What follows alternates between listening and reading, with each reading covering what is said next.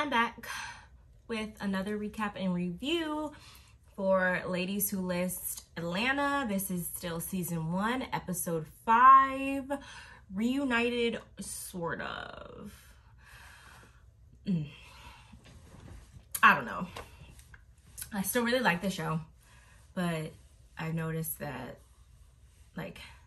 I'll get into that. Anyway, the episode starts off, they're still at Tiffany's office reveal party or whatnot, and we see Robin and Kira having this conversation, and basically they're able to squash it, I should say. But I don't know, man. I still just have I don't know, just the way Kira's just been coming off. I still really want to like everyone, but it's just I don't really think, I don't know.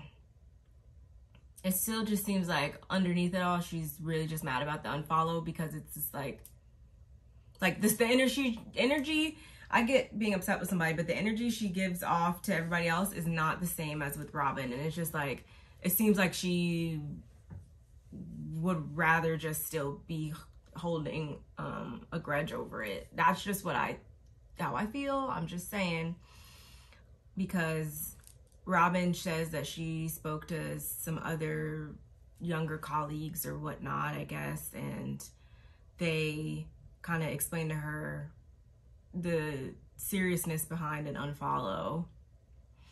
And she was like, oh, I apologize, because she didn't see the depth in it. And I don't know. I'm not saying that everybody that apologizes to you have to accept it and just be besties and just be super just oh yes and welcome back. No. If you don't want someone in your life, you're not obligated to have them in your life. But I don't know. It was just weird for me. That's pretty much that with that whole thing, I believe. This is another video. I'm sorry. I did not take extensive notes on this video or this show this week, because I watched it a couple times and I was doing homework the first time, and then I watched it again, and so I think I have a good enough recollection. But I think we also see next that Robin goes to meet with a previous client of hers that they clearly have she's just besties with all of her clients, which, hey, I get that. I get that. And I'm glad that she's able to build rapport with their clients. So obviously it helps to close these deals, so I'm not mad at it. But she goes to view his bachelor pad that he wants to put up on the market, and it's really nice. He did a really great job of it, and he, like I said, they have a good relationship. So I don't see her having issues selling that for him for the price. They're both comfortable with the price. That's cool. Great. I think that was pretty much it with that. And we also see Tiana. She shows a home from another Black architect. No, she's an interior designer. Super nice house. Some of the parts weren't exactly my vibe, but I don't have $2 million, don't even matter. My opinion doesn't mean a damn thing, obviously. But she shows it to him. He's a retired football player, if I'm not mistaken, named something Fox, whatever. And she shows him the house and everything. And I thought everything would be cool, whatever. But I do like that they show us sales that go through, and then they show us one, they take us through the whole process, which is nice, while still giving us drama, obviously. And we find out that he doesn't really want that house for that price, and I think she wanted 2.5, and he was like, no, I feel better with 1.9 or 7 or some shit. And it was just Tiana knew that was not going to be a competitive offer, so she just segued the conversation like a true businesswoman and was like, look, if this interior designer, oh, I just lost a lash, guys, look. That's funny. If she has any more properties that she puts up, then I'm going to let you know. And that's kind of just where they left that at, which is, you know, fair, cool, whatever. So we'll see. Maybe we'll see him back later on in the season. We also get Kira and Crystal. They actually sit down, not for business this time, but just, I guess, to continue building on their friendship. And we do know that they showed that last week's episode let us know that they have some similarities as far as previous relationships. And Crystal shares that someone from her past, an ex, came back into her life saying that he's interested in engaging in a poly relationship with her. And I'm just like, okay, so if you even have to like bring this up for like opinions or whatever, you should already know that it, like, that's not you. Like, that doesn't even seem like you. So why, you just seem like a monogamous person. So I don't know why it was even necessary to even really bring this up, but whatever. And Kira's kind of like, cause she's like, would you want to go with me to it? And she's like, not my thing, which cool, whatever. I see it both ways. If that is your lifestyle, totally cool, fine on you. If you don't like that and want to stick to this type of thing, then that's cool too. But I don't know if I'm just kind of like still confused by this budding friendship between them, but whatever. We also see Crystal has her dad over, and he shares like stuff that he's got going on, which is awesome, cool, good, great for him. I see where Crystal got her work ethic and drive and everything from, which is good. And I was thinking, I was like, I think everyone came from, not saying she's never endured anything in her life, but I think everyone's came from a struggle of some sort or some type of hardship or something that propelled them to work hard to get where they are, versus I think she's the only one out of the women out of the 6 of them that came from a seemingly completely healthy and positive environment all throughout her adolescence, which, I mean, it's good, but it's just interesting to look at those different dynamics and how maybe that I wish. Anyway, see how that translates on screen, because whether we like to believe it or not, obviously we were all of our experiences and upbringings and everything obviously molded us into who we are today. So interesting. And he gives her advice about the whole Robin situation, which the advice was kind of like something I feel like my husband would say, which I found kind of like funny, and just kept it a buck with her. And I'm like, I don't know why you keep gathering opinions and talking to everybody else about this when you need to just be talking to the main person about it. And again, like, they're supposed to be best friends. I'm like, I don't know how best friends they are. They didn't, like, because me and my best friend, like, she know my whole entire family. Like, she be with them more than I do, honestly. Well, I'm obviously living out of state now, but I'm just like, y'all, I don't know. Is this for play or is this for real? Whatever. I don't know.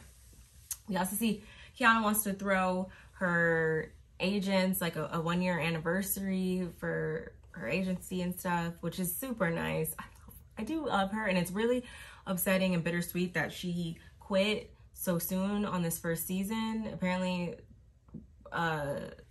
what I heard in the streets is that, yeah, she quit, and I'm just like, I don't know if this is in response to like maybe like something worse is going to come later on down the line in this season, that she's just trying to like save face from now or whatever, prepare for the backlash then. Or I didn't watch her video on it, so I don't know, but I'm just kind of like, dang, that really upsets me. I mean, I even though I don't always agree with her approach to things and like how she's been playing different sides of things lately, I feel like I still enjoy seeing her on my screen. And I think it was Bondi who said, shout outs to Bondi too, by the way, go subscribe to her website. I believe she said something along the lines of like, with these reality shows, something that we all, I'm pretty sure, have noticed is that there's a different villain each season, you know? So it's just kind of bittersweet to see her just retract and exit stage left so soon, when next season it could be a whole different, there could be a whole different label and she could be seen in a whole different light. And it's, I wouldn't even say she's looked at as a super villain. Like, none of the women I feel like are looked at as super villains this early on or nothing like that. Nothing, no significant event has happened to the point that it's just like, so that really makes me sad, but what can you do? And I think, what was next? We also see that she meets with a fertility doctor, which I thought was like so awesome that she shared that, because I know a lot of other people can be dealing with those things. A lot of other women and married couples can be dealing with those types of struggles, and you just never know. And we find out that she like terminated pregnancy earlier on in life, and that her husband, he actually has a adult child. They obviously don't have any together, but she would like to, wants to get pregnant before she's 40, I believe she said. And they were going through IVF for, I forget how long, but later on down the road, they done dropped the ball and they did not keep up with their,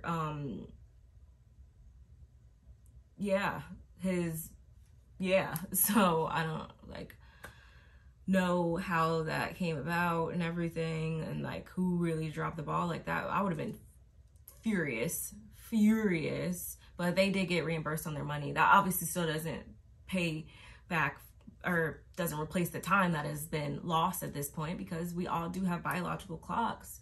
So it was just, I felt really bad, and hopefully we can see that maybe that's what, maybe this was causing her more stress than good, and maybe she wants to just focus on getting pregnant, and maybe that's why she took a step back. I don't know, just my thoughts. And what happened next? Fast forward, I don't think we didn't get anything with Tiffany this week.